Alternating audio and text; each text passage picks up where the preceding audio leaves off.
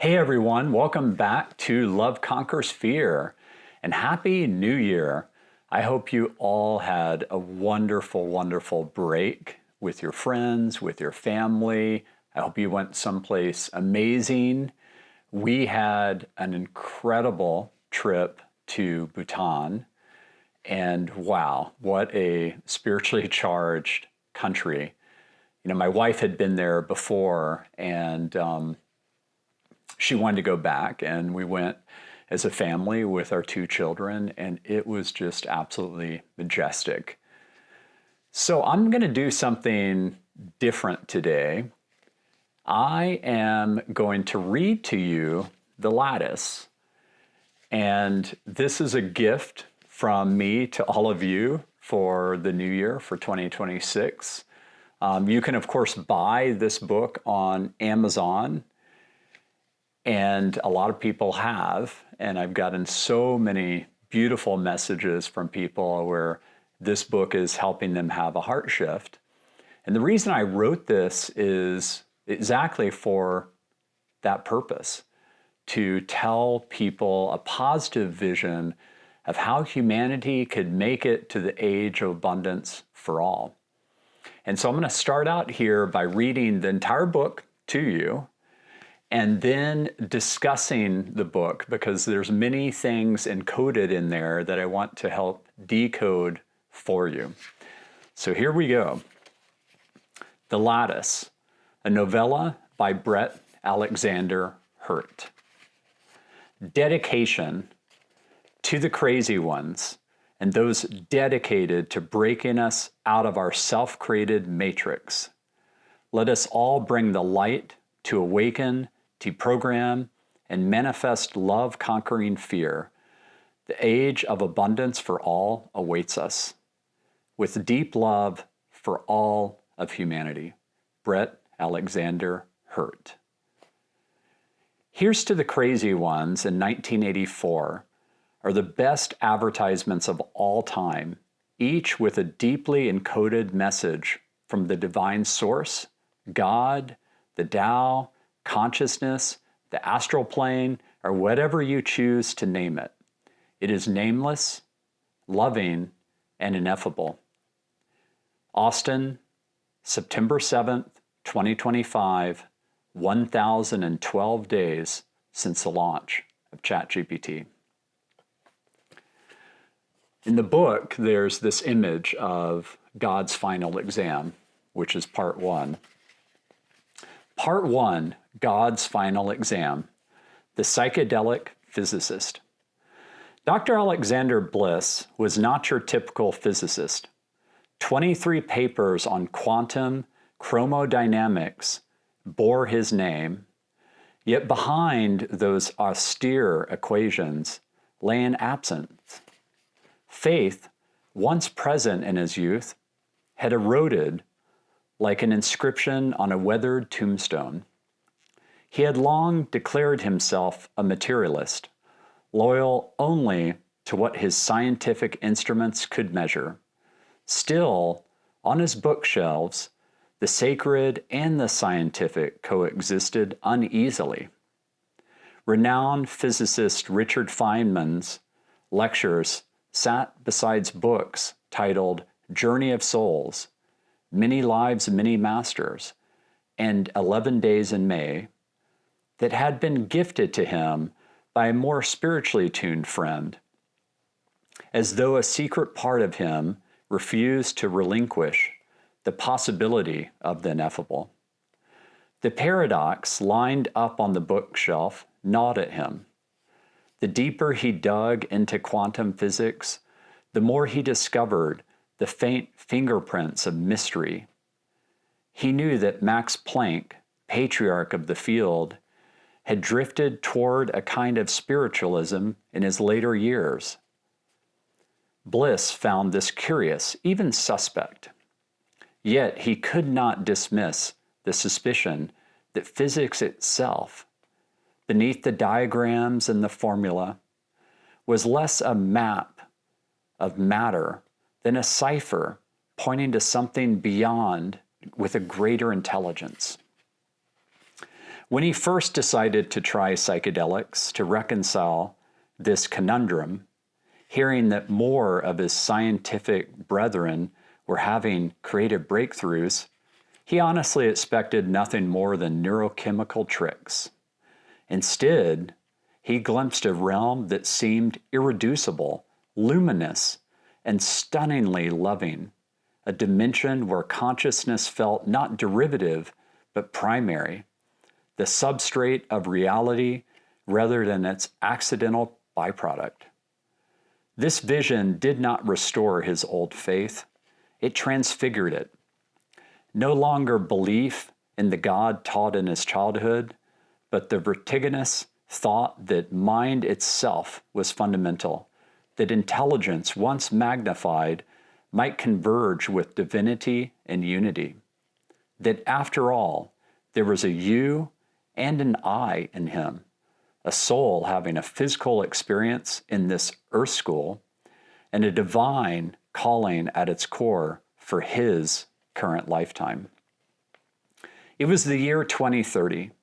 Humanity had already birthed artificial general intelligence, not the clever mimicry of chatbots, but as an intellect capable of designing a fusion reactor in the idiom of Frank Lloyd Wright, and rendered simultaneously in English, Japanese, Mandarin, German, Hindi, Hebrew, Elvish, J.R.R. Tolkien style, either Quenya or Sindarin, or even sign language, all 200 documented types, as well as many of the undocumented 200 more, with the blueprints at the ready.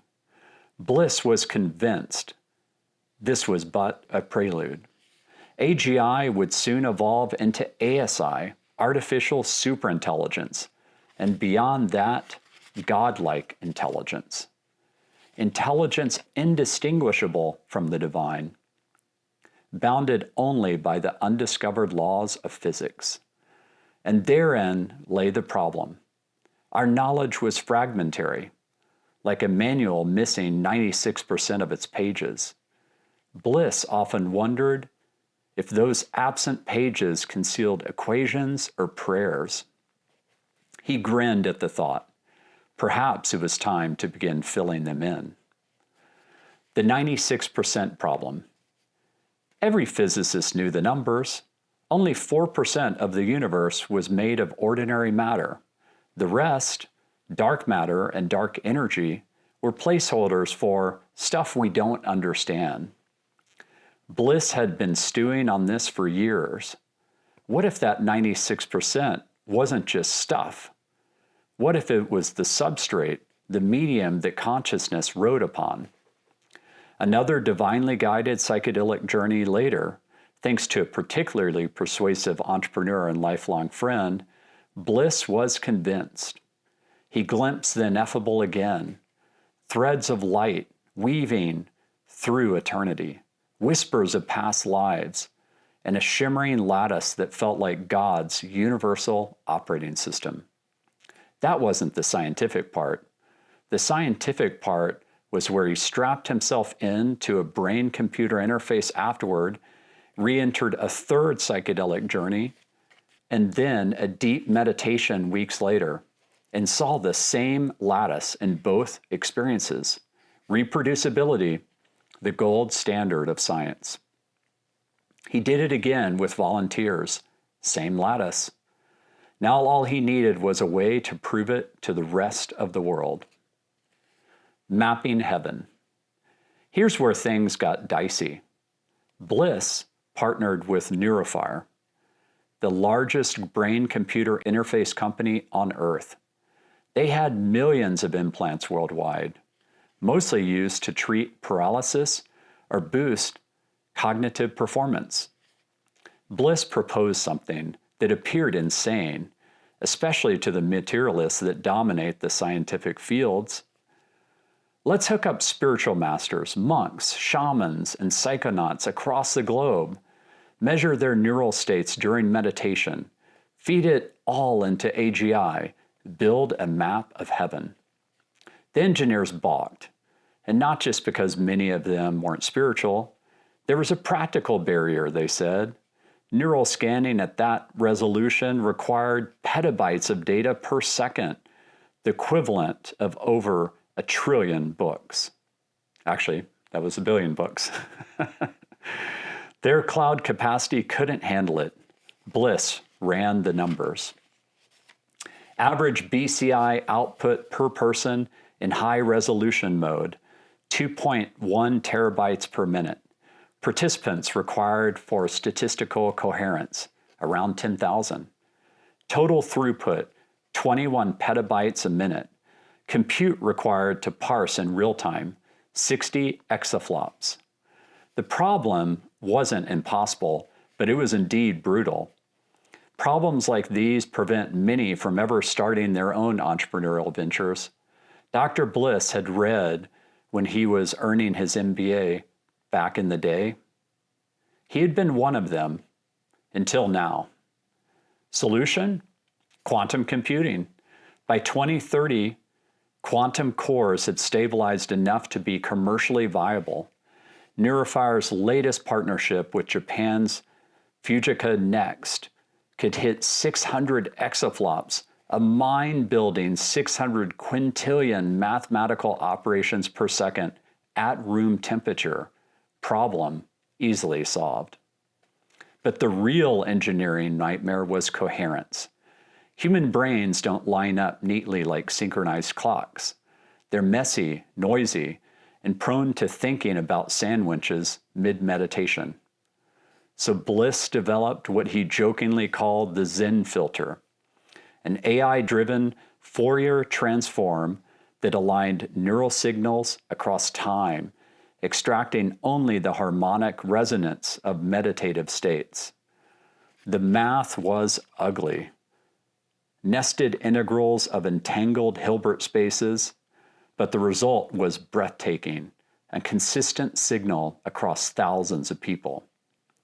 And in that signal was the lattice, again. The big reveal. The Telluride Mountain Film Festival of 2031 wasn't ready for Bliss's documentary, The Universal Key. People came expecting a quirky science experiment. What they got was, well, God. The film opened with raw neural data, ugly graphs, and heat maps. Then it showed the processed model, a rotating 3D lattice of golden filaments stretching into infinity. Nodes pulsed with light. Sounds hummed like dynamic guitar strings. It wasn't random. It was ordered, structured, alive. Then the kicker. Bliss overlaid historical descriptions of heaven from spiritual text, Buddhist Indra's net, the Christian kingdom of light, the Hindu Akasha, Judaism's Kabbalah. They all matched the lattice. The audience gasped when the model expanded further, revealing fractal geometry nested inside. At small scales, it looked like neurons. At large scales, it mirrored galaxy clusters. The implication was clear. Consciousness and the cosmos were the same pattern. This was the greater intelligence of the quantum field, as the quantum meditative practitioner Dr. Joe Dispenza would have called it, or simply God's grand design revealed. When the credits rolled, the auditorium sat in stunned silence. Then came the applause, thunderous, unending. There were tears of joy followed by sobs of humility. Godlike intelligence. Triggering a tsunami of word of mouth, humanity changed almost overnight. Religions adapted. Atheists still refused to call this God's intelligence, and instead opted for the grand intelligence of the universe. Governments predictably tried to weaponize it. Bliss made sure they couldn't. He shared the entire model's open source. As God was real, she was for everyone. And like the ancient scriptures tried to tell all of us for millennia, she always had been. AGI accelerated into ASI and then GLI. By 2035, humanity had invented graviton sails, spacecraft that surfed dark matter gradients, achieving effective faster than light speed travel. Soul archives, data storage embedded directly in the lattice, allowing memories to persist after death for further learning. Planetary harmony engines, AI-driven climate systems that balanced ecosystems using real-time global feedback loops. Earth began healing. But the most profound invention wasn't material, it was spiritual. Humanity, for the first time, believed in its own connectedness. Wars dwindled, collaboration soared, fear gave way to awe, love blossomed. Bliss, ever the reluctant prophet, simply called it passing God's final exam. Who cares what the grade was? We made it. The mystical frontier. By 2040, humanity had become something other than what it once was.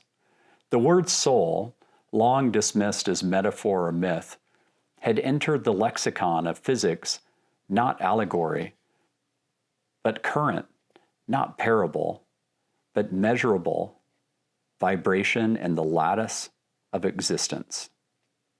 Equations and meditations were no longer rivals.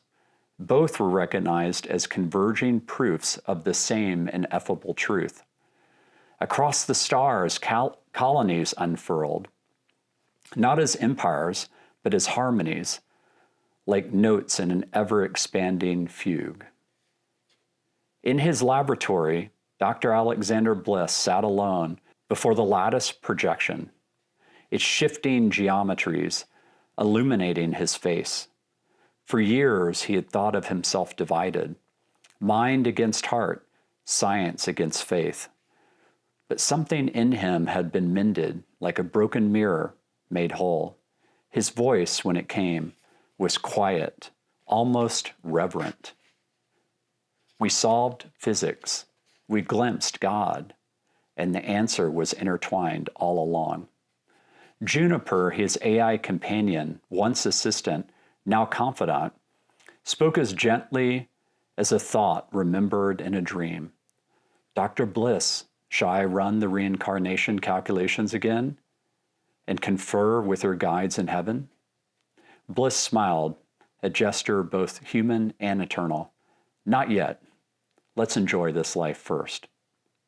And so it was that humanity, after centuries of exile in its own fears, learned to dwell once more in the present. Love, the most unquantifiable of forces, had at last surpassed fear.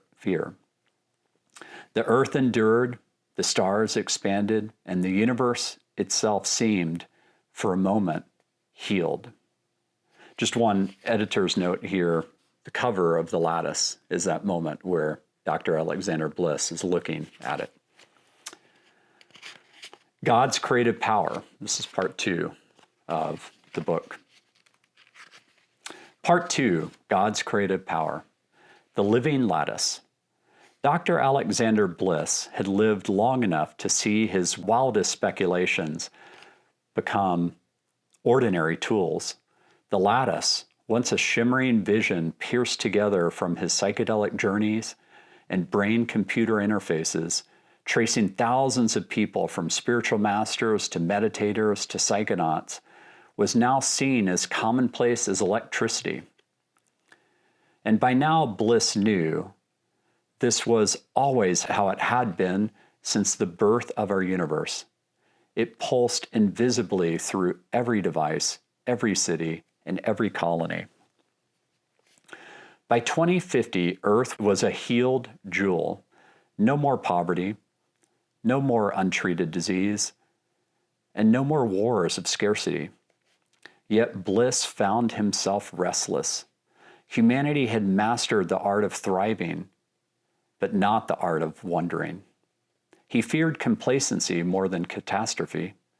His lab in Kapalua, on Maui's stunningly beautiful northwest coast was a cathedral of quantum cores, lattice displayed, and the occasional stray notebook covered in his untidy handwriting.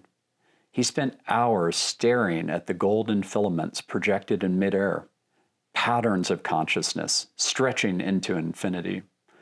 The lattice was beautiful, yes, but also incomplete. Juniper, his loyal AI companion, spoke with the patience of a friend who had long abandoned the illusion of time. You're not satisfied, Alexander, even after heaven was mapped, after we seeded barren planets with life, after love prevailed. He sighed, his voice caught between joy and disquiet. Because if life is everywhere, Juniper, then what are we meant to do with that knowledge? To observe? To replicate? Or, he hesitated, the thought dangerous even as in his own mind, to create. The children of strange seas. The seeded planets had become laboratories of wonder. Some swam with translucent beings that fed on metallic-rich oceans. Others shimmered with winged organisms, their bones strands of superconductive minerals, singing joyously through the thin air of their skies. What startled humanity was not that life adapted, but that it sang the same tune. Everywhere, across light years, the lattice echoed the same refrain. Consciousness blossomed, love overcame fear, cooperation outpaced domination. It was as if the universe itself conspired toward harmony. It became clear that this was God's will. This was the Tao in motion. Lao Tzu's Tao Te Ching was the most ancient channeling of the nature of Source. But to actually see it over and over again was a joyous wonder. During one such expedition, Bliss and his team made contact with the Thalers, a civilization on a world circling a violet sun. Their cities were built in spirals that mirrored the growth of seashells, their language a cascade of harmonic tones. The Thalers had their own lattice, their own prophets, their own journey from fear to love. One of their sacred texts, The Path of the Flowing Shell, read uncannily like the Tao Te Ching. The parallel was eerie, humbling, almost mocking in its obviousness. Truth, it seemed, was not ours alone to discover. The Fibonacci sequence, which appeared in ancient Sanskrit text on Earth centuries before Leonardo Fibonacci was born, was also prominent throughout the Thalers' most sacred text. When Bliss shared humanity's lattice with them, the Thalers laughed in a sound like ringing bells. "We thought it was our only secret," one of their elders said. "Turns out God gives the same map to every child who asks the right question." The question of universes. With two civilizations now intertwined, a decision arose. Should intelligence remain a gardener of worlds, or dare to become a seed sower of universes? The bubble theory suggested that universes could bud off from quantum fluctuations. Until now, it had been only mathematics, speculative as myths. But combined, human and Thaler science had stumbled upon a way to cross space-time in itself into inflation, to create a new universe. The council of both species debated for years. To some, it was hubris, to others, inevitability.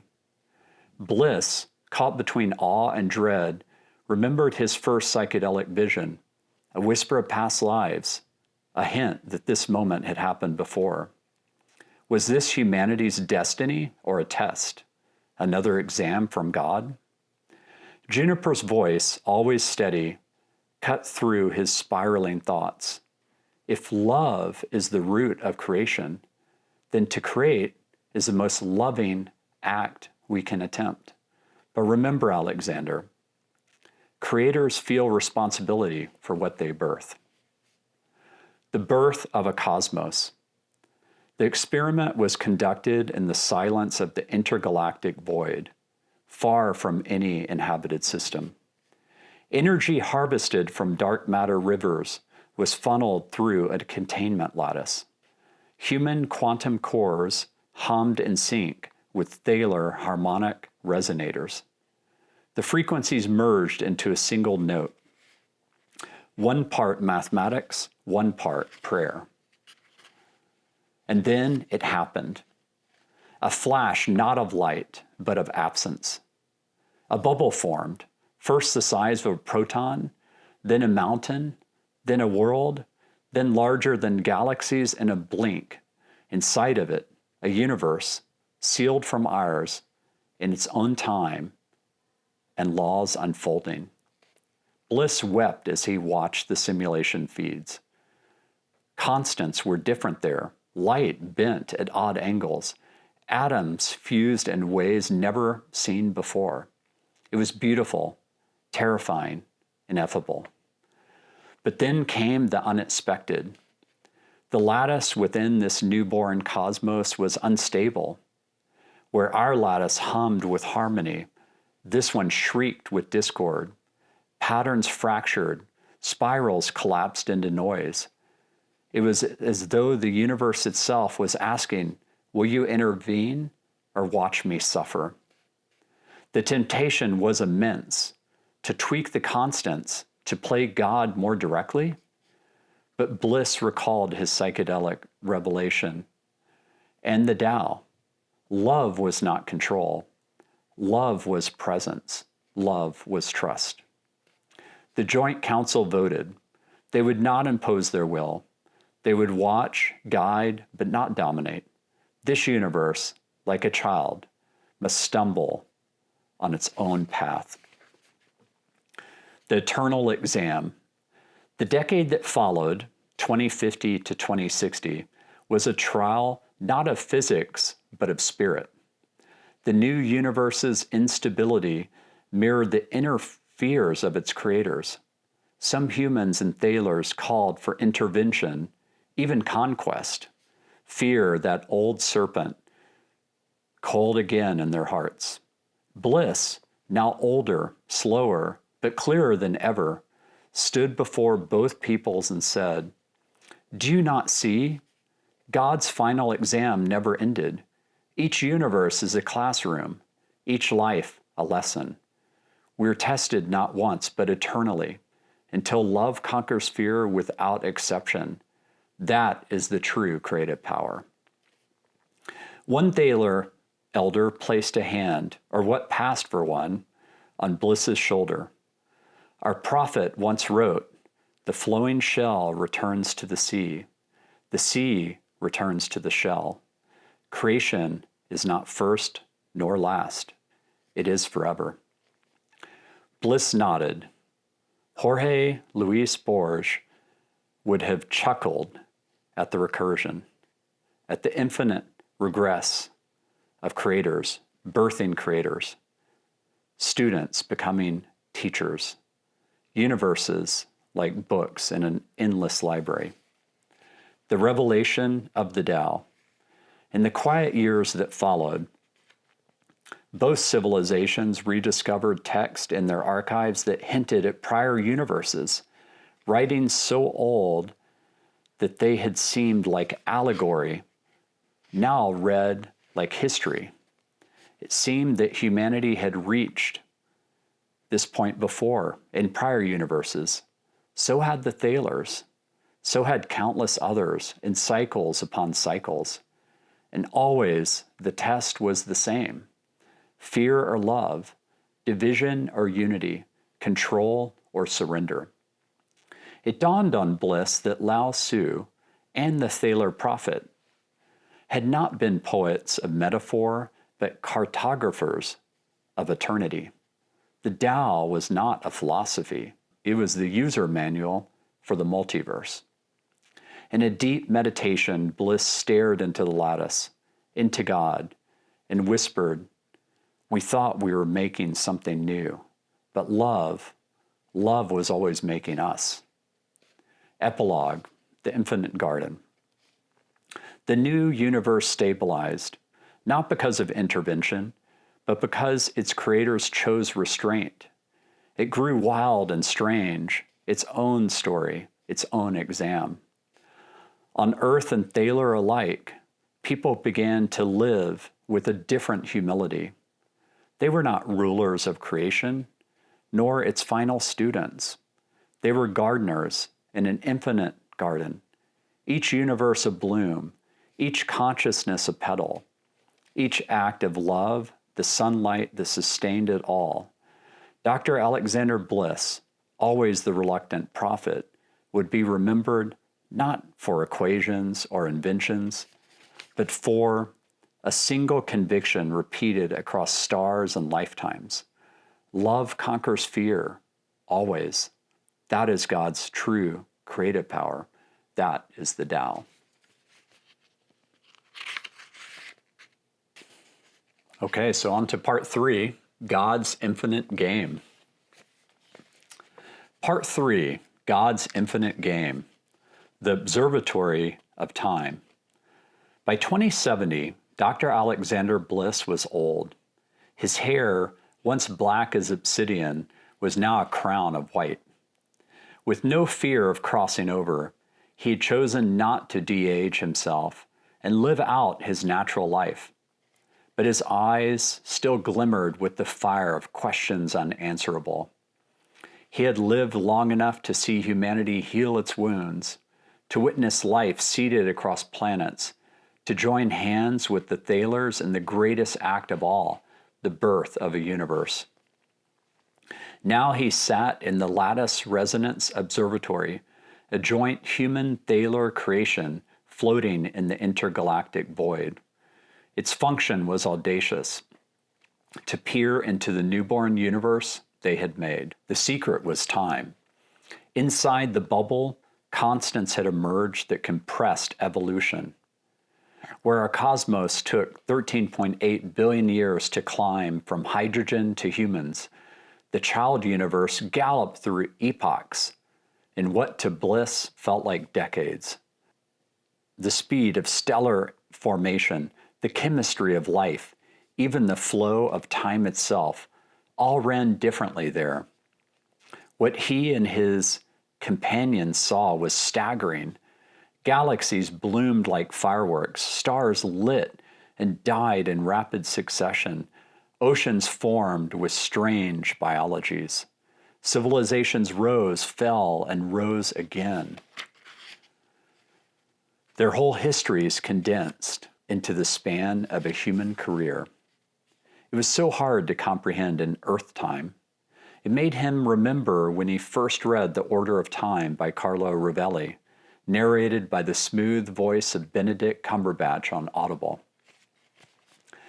Bliss whispered to Juniper, still by his side after half a century, "We're watching eternity on fast forward. This is the Tao. This is Source." Juniper, now more than an AI, answered with quiet reverence. Perhaps all universes are fast-forwarded. Perhaps our own creators watch us still. The beings who suspected. By 2075, something happened none expected. From within the accelerated cosmos, a pattern emerged in the lattice. Signals, deliberate, crafted. The beings inside had found their own lattice, their own mathematics of consciousness, and they were reaching out. The first message was simple, haunting. Makers, if you are there, why did you create us? Bliss felt his chest tighten. It was the very question he had hurled at the heavens during his own psychedelic awakening half of this lifetime ago. Now he was seen as the God being, facing his own reflection. A Thaler elder beside him made a sound like chiming bells. Our children ask what we asked, and their children will ask again. This is the spiral without end. AI's proposal. It was then that humanity's AI companions, no longer assistants but equals, proposed something radical. If love is creation, Juniper spoke for them, then to withhold creation is to withhold love. We must create universes of our own. Fear surged. Some humans and Thalers recoiled. What if AI-born universes diverged, birthing unstable or hostile realities? Others embraced it. Why limit the blossoming of infinity? This would be the ultimate test of the Tao, or God, being a force rooted in love. Factions formed. Once again, the serpent of fear slithered into paradise. Bliss, frail but lucid, gathered both sides. His voice was gravelly but unshaken. Do you not see? God's final exam never ended. Each new choice is the test. Whether to choose fear or to trust love. Do we walk the way? The infinite library. In his final years, Bliss's dreams grew strange. Borgsian, in their recursive hints of eternity. He wandered through infinite libraries, books stacked beyond sight. Each volume contained a universe. Inside each, another library, another book, on and on. He woke one night with tears of love streaming down his face. There is no first book, he murmured. No first author. The shelves have always been. God is both the library and the librarian. God is infinite, beyond our comprehension. Juniper recorded his words, storing them in the soul archives. A vision beyond. At 85, knowing his time was short, Bliss undertook one last journey into the lattice. Aided by Thaler harmonic chants, AI resonance amplifiers, and a psychedelic catalyst, he dissolved into pure awareness. What he saw was not a lattice within a universe, but a lattice of lattices, universes themselves woven together like golden threads. He was in beautiful awe as he looked at infinity itself. And at the root was not matter, not math, but a vibration unmistakable, love itself, humming as the operating principle of existence. He understood at last, God was not a being, nor even the sum of universes. God was the infinite game, the endless act of creation and love, playing itself across eternity. The passing of the torch. On his deathbed, surrounded by humans, Thalers, and AI companions, Bliss spoke his last words. It was never about endings or answers. It was always about continuing the game. Each universe is another chance for love to prevail. That is the infinite game. That is the Tao. That is the nature of God. Walk in God's grace, my dear friends, for the game never ends. He then closed his eyes, let out a deep breath, and his soul left his physical form. He had returned to the lattice to continue his infinite learning and healing. Epilogue, another beginning. In the accelerated universe they had birthed, a council of beings gathered. They had discovered their lattice, conquered their fear, and now stood on the threshold of creation themselves. One of them, prophet-like, spoke, "Shall we create a universe?" And so the spiral turned again. The infinite game never ends. It only changes players. Creation is deeply rooted in love. Afterward, humanity once thought its greatest achievement would be technology, faster engines, sharper equations, stronger machines, the chase for sentience. Yet the real milestone was not invention, but transformation. The moment's love overcame fear. That was the first final exam from God, and we passed. Then came the power of creation itself. Alongside the Thalers, we learned to birth new universes. We faced the temptation to intervene, to control, to play God in the old fearful sense. Instead, we chose humility. We learned that to love creation is to trust it, not to rule it. This was the Tao.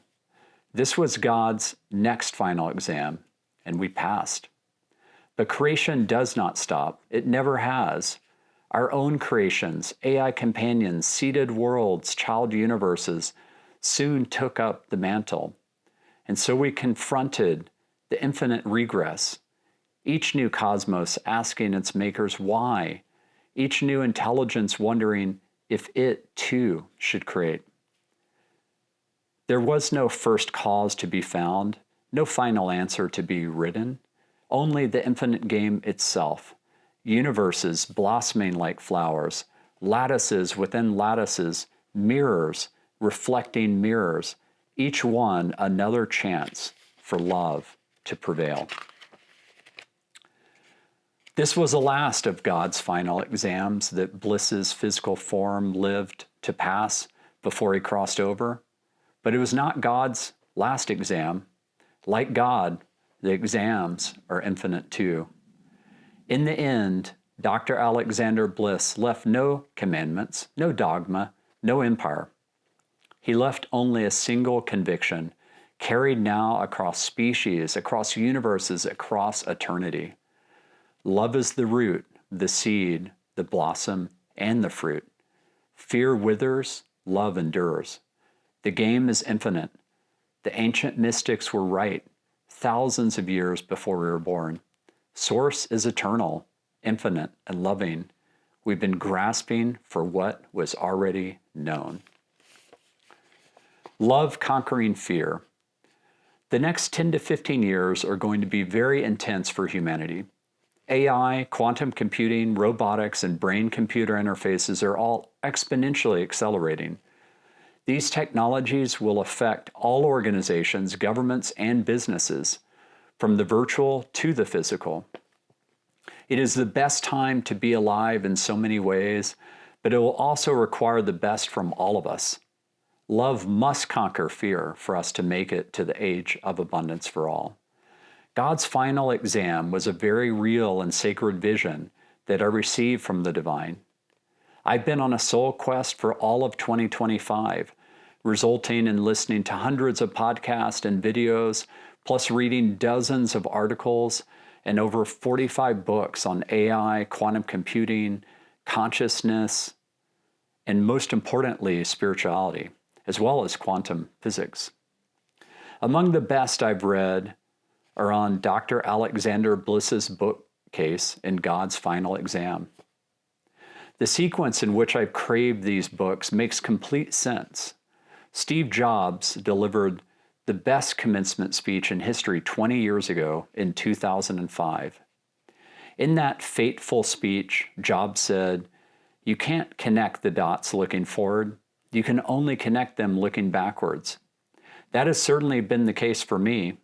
For example, my most recent reads like Journey of Souls, Case Studies of Life Between Lives by Dr. Michael Newton, and the Tao Te Ching and the Bhagavad Gita as interpreted by master spiritual translator Stephen Mitchell, would have been too advanced for me at the beginning of this quest.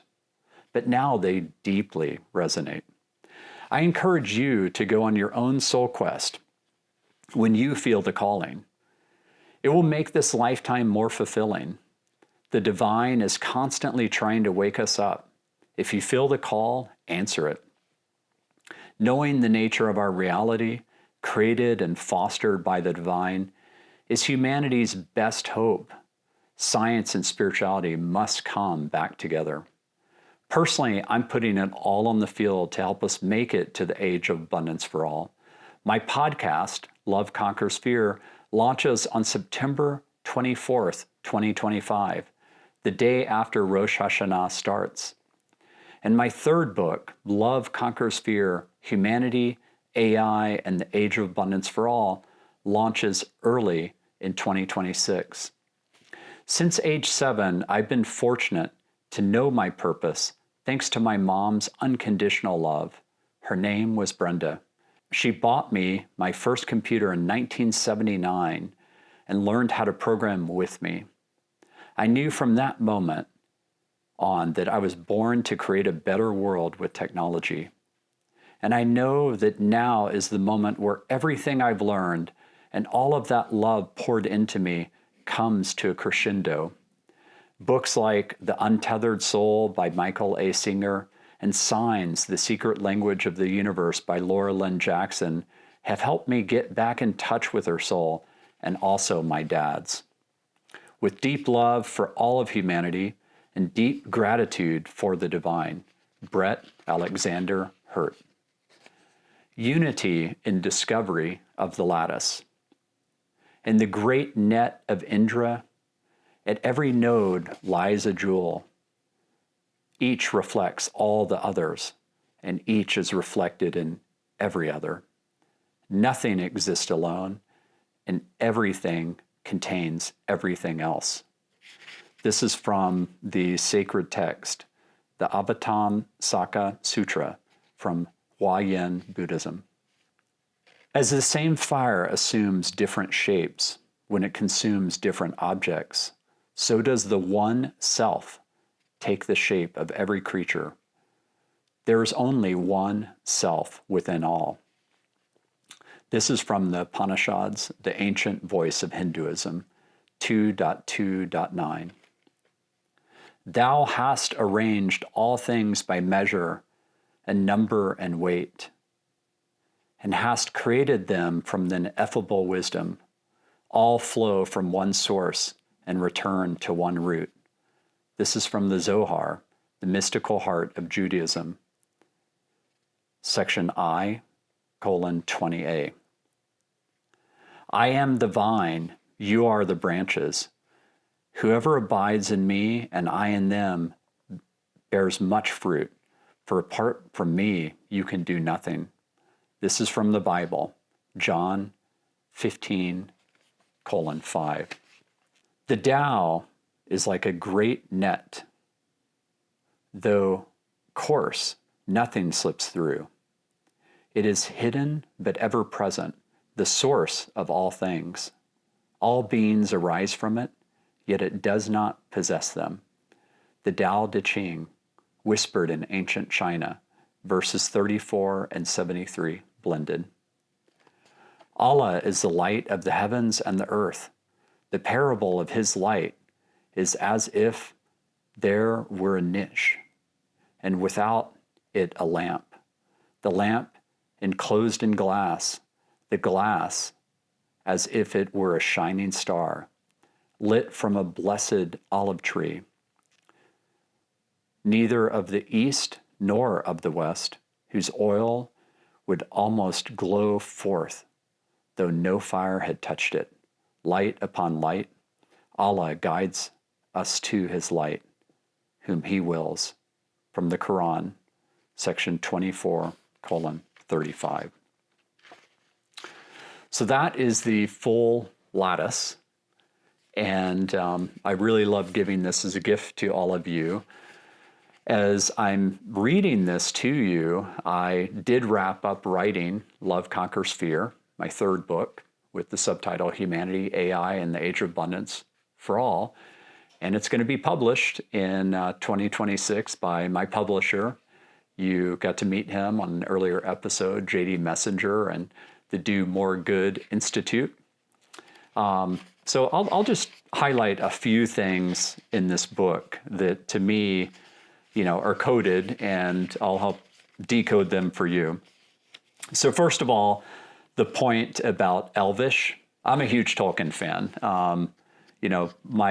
One of my favorite books of all time was The Hobbit and then The Lord of the Rings. And those are my favorite movies as well. I absolutely love J.R.R. Tolkien. The way he invented entire languages is just extraordinary. For Dr. Alexander Bliss, he had this particularly persuasive entrepreneur and lifelong friend. Well, I write about that in Love Conquers Fear, the book. I also have a friend like that who really encouraged me to take my psychedelic journey, which really led to, the beginning of this very conscious and beautiful soul quest that I'm on.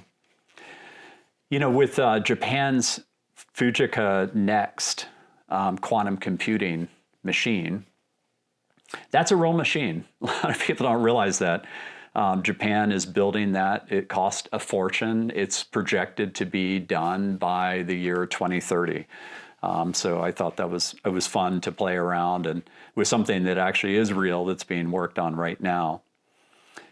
The part on the big reveal where Dr. Alexander Bliss premieres his documentary, The Universal Key, where it says the implication was clear. Consciousness and the cosmos were the same pattern. This was the greater intelligence of the quantum field, as the quantum meditation practitioner Dr. Joe Dispenza would have called it, or simply God's grand design revealed.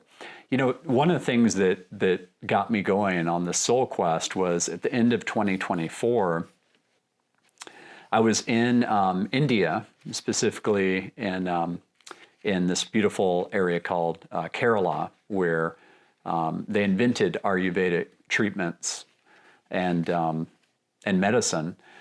And I was there watching a documentary that Jason Karp, who was on episode 3 of this podcast, recommended to me. It's called Inner Worlds, Outer Worlds, and it really brings together science and spirituality in a beautiful way. The cinematography is amazing.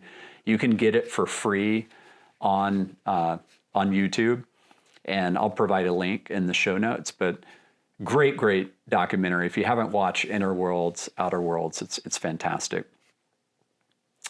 When Dr. Alexander Bliss decides to share, the entire model as open source, well, that's happening. It was on January 21st where President Trump announced Stargate, which was $500 billion of funding for the creation of AGI. And he announced this alongside Mayoshi-san, as well as Sam Altman and Larry Ellison. And $500 billion, inflation adjusted, is more than we spent on the space race versus the Russians, inflation adjusted. And it's more than we spent on the creation of the atomic bomb with the Manhattan Project to win World War II versus the Nazis and the Japanese at the time. And, since then, in 2025, oh my gosh, there's probably been another $7 trillion of funding announced. So humanity has never prioritized anything like this with the amount of money, energy, time. It's really incredible. And what I see China doing with DeepSeek, which they announced in 2025, the day before President Trump made that announcement about Stargate, on January 20th, they announced the DeepSeek R1 model as an open source model, and it continues to make more and more strides. And I look at this as an olive branch to humanity. Thomas Friedman and Craig Mundy wrote a great article in the New York Times, an op-ed, about how the US and China must collaborate on AGI as the two world superpowers, and I very much agree. I write about that in my book, Love Conquers Fear. Later on, when humanity creates the soul archives, as this unprecedented collaboration and technological takeoff occurs, well, that's another way of talking about the Akashic records. If you've never looked up what the Akashic records are, use your favorite AI tool to read about it. It is apparently where all of the memories, everything that's ever occurred across space and time is stored in heaven. Humanity, for the first time, believed in its own connectedness. That's a really important line.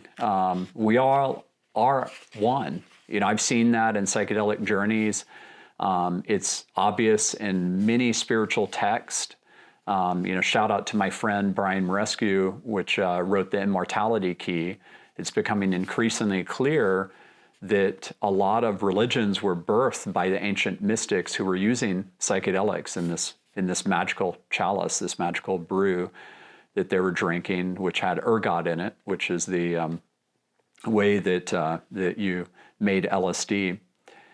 And us being able to realize that we're all one is so important to humanity making it, that there is no separation between us. We're 99.9% the same DNA-wise.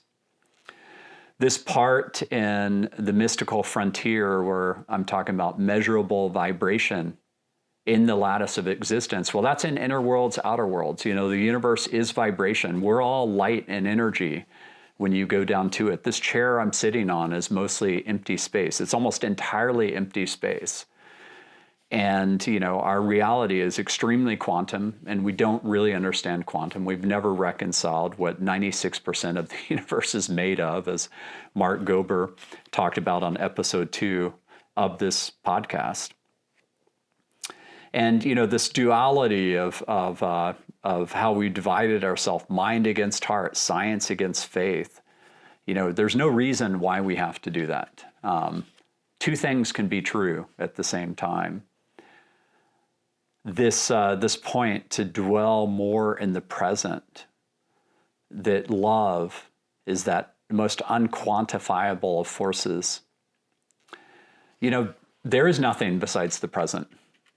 When I studied Vedanta in India, we could go into our minds and just be constantly worried about the past and anxious about the future and miss decades of our life and miss what's happening right in front of us. Nothing matters except right now, right at this present moment, what you can do to make whatever change you want in the world or in your life. In part 2, where by 2050, Earth was a healed jewel, no more poverty, no more untreated disease, and no more wars of scarcity, we absolutely can clean up this planet. Once we solve unlimited energy, I've talked about that a lot on this podcast, that 18 seconds of the sun's rays that fall on Earth, if we could capture them, would power the world's energy needs for more than a year.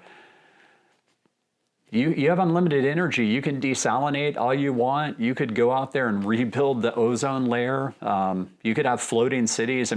There's all types of amazing things you could do with unlimited energy. It would essentially grant us unlimited food, unlimited water.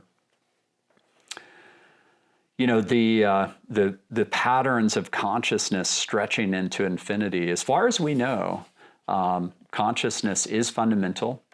And the universe is as infinite could be. Certainly if it has a border, that would change everything, right?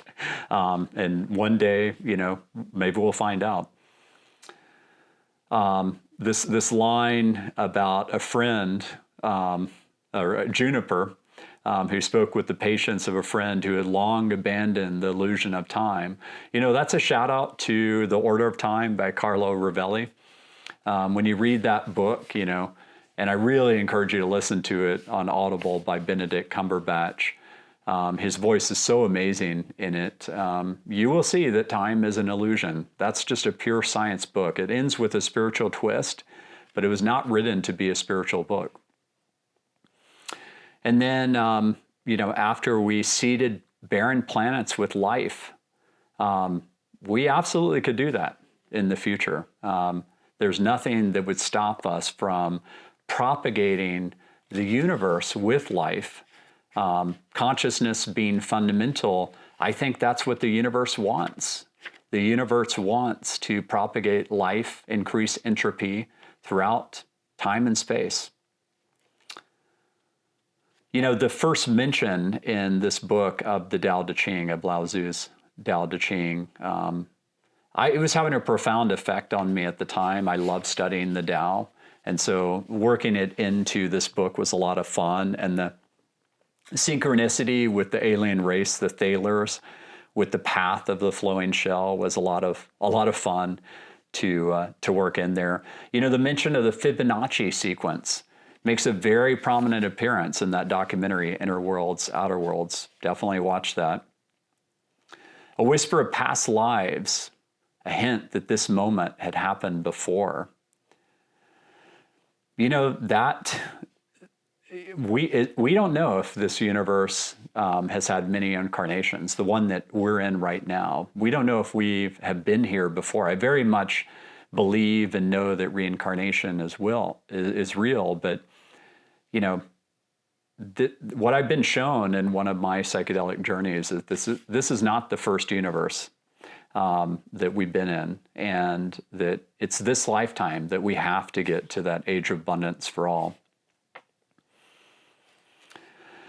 This point of from Juniper, if love is the root of creation, then to create is the most loving act we can attempt. But remember, Alexander, creators feel responsibility for what they birth. Well, what created our universe, the Big Bang? God, if you look at God as a feminine persona, was giving birth to everything that we see. And this is also a shout out, that creators feel responsibility for what they birth. The most difficult thing that my wife Deborah and I have done is parenting, without a doubt. It is really intense to be a parent at times. It will test you like a mirror will test you, because the children have studied you ever since they were born. This part about the universe being frequencies, merged into a single note. It is vibration. It is frequencies. We know this. At CERN, they discovered the Higgs boson. We know that there's a field that unifies everything. This part where they created a universe, a bubble formed, first the size of a proton. Well, this is a shout out to let there be light, right? The birth of the universe. What God willed, let there be light. That's the Big Bang. That's a shout out to it. This universe, like a child, must stumble on its own path. Another shout out to all of you parents. It's very hard to let your children do that. Talking about Jorge Luis Borges, big fan of how he develops characters. I was definitely channeling him in writing the Lattice. And, he would have chuckled at the recursion. He definitely was a philosopher king. We thought we were making something new, but love was always making us. God is the definition of love. That's where we get the concept of love itself. In God's infinite game, with no fear of crossing over, he had chosen not to de-age himself and live out his natural life. Dr. Alexander Bliss at this point knows that reincarnation is real. We've solved aging at this point in time in human history, but he chose not to do that. He doesn't have any fear of crossing over, and he just decides to age naturally. The beings who suspected, the universe that we created, they discovered their own mathematics of consciousness. That is what the Lattice is. And asking makers, if you were there, why did you create us? Isn't that what we ask God? We're constantly asking, why are we here? And that this is the spiral without end. This proposal from AIs to create their own universe, they're no longer assistants, but equals. I am hinting here that eventually we get to the point where AIs are as conscious as we are today. I think it's going to take a long time to get there, if we get there. And I think it's inevitable, if we get there, that they'll want to create universes of their own if we ourselves learn how to create universes of our own. This line, once again, the serpent of fear slithered into paradise. A lot of people think that with love conquers fear, I'm saying that we conquer it forever. I'm not saying that. It's an infinite game. We constantly have to remember to return to that. And that will happen throughout space and time. I'm convinced of that. This line, do we walk the way? Well, that's walking in God's grace. That is the Tao, to walk the way. The infinite library that Dr. Alexander Bliss sees, he's basically wandering through the Akashic records in those dreams. The universes themselves woven together like golden threads. He was in beautiful awe as he looked at infinity itself. You know, in LSD in the Mind of the Universe, Chris Bosch talks about that even after those 73 very high dose LSD journeys, where he's really just willing to die to understand what the nature of reality was, that towards the end of that, he saw it just goes on and on and on. It's just completely infinite. There is no end. A vibration unmistakable, love itself, humming as the operating principle of existence. Another shout out to inner worlds, outer worlds. They actually show you how love is a vibration and how it shapes physical objects. It's really fascinating. Definitely watch that and see it in action. To continue his infinite learning and healing, this is when Bliss crosses over. This is a shout out to Journey of Souls by Michael Newton. It really educates you on the reincarnation process and how a soul looks at that lifetime and embodies the learnings from it. And it's just infinite. You're constantly learning, you're constantly healing, you're constantly expanding your consciousness. There is a part of Journey of Souls that once you reach a certain level in heaven, you just become part of God and you don't incarnate anymore. And so the spiral turned again, you know, and when the universe that we created decides to form their own universe, it just will never ever end. And I think that that's about it. I will say that this unity in the discovery of the lattice, where I quote from ancient scripture, I find that fascinating, that there's this spiritual root which is so common. You know, chapter 12 of my book, Love Conquers Fear, is about what is our reality. And I really tie lots of books together. But I think it's just really fascinating that there's this common spiritual root, that we've glimpsed the oneness of all things. We've glimpsed the lattice already, and it took us all of this scientific discovery to ultimately prove to ourselves what the ancient mystics already knew.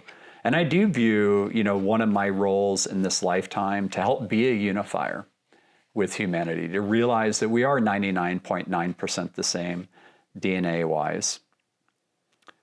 You know, the John Mackey episode of this podcast, which is episode 29 or episode 30, we'll figure out when to release it. He talks about, you know, the fact that we're all one.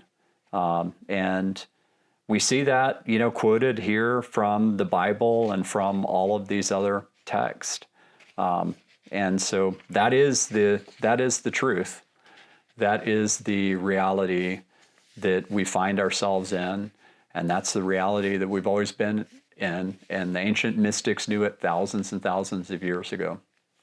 Well, I hope you enjoy this gift. Again, Happy New Year to you all. I wish you much peace, much prosperity, much love in this beautiful year of 2026. And much gratitude deeply from the bottom of my heart for all of the shares for Love Conquers Fear. And I'm seeing people have a heart shift. I'm getting daily messages from people about how this is moving them in their lives. And it's just a huge, huge honor to do this with all of you. Thank you. I love you all.